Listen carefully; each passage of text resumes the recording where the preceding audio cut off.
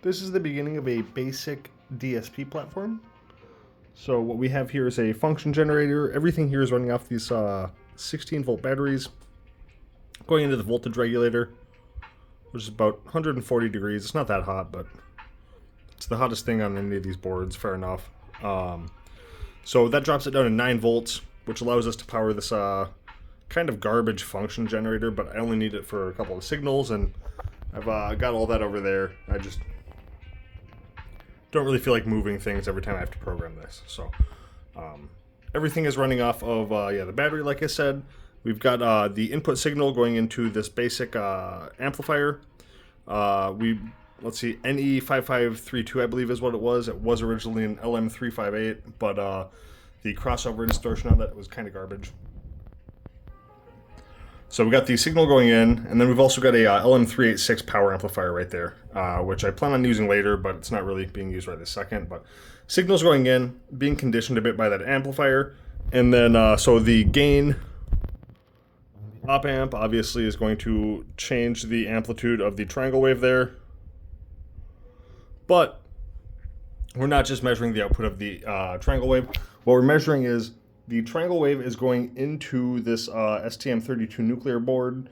It's being measured by the digital to analog converter, and then it's being re-output by the analog to digital converter through this pin that the LED is attached to. So you can see as I adjust this, the LED brightness changes with the triangle wave brightness, which isn't really that big of a deal. I just figured whatever, might as well keep it on that pin, because I was using that LED to debug stuff earlier.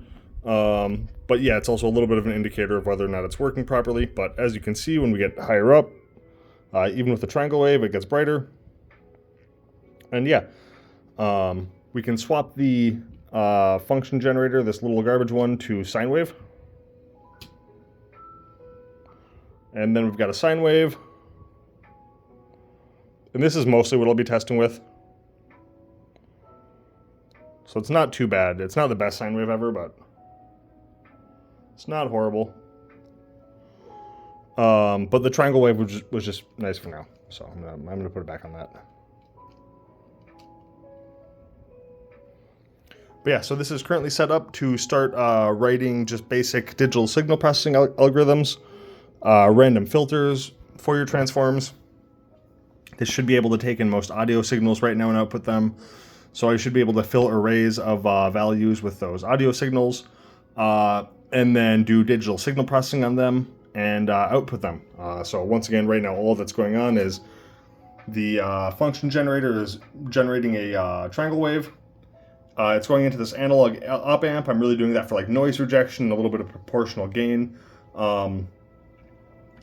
This potentiometer right here also gives a 1.65 volt bias because the microcontroller here is only measuring 0 to 3.3 volts.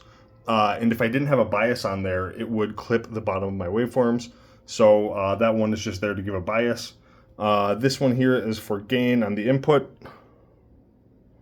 just proportional gain.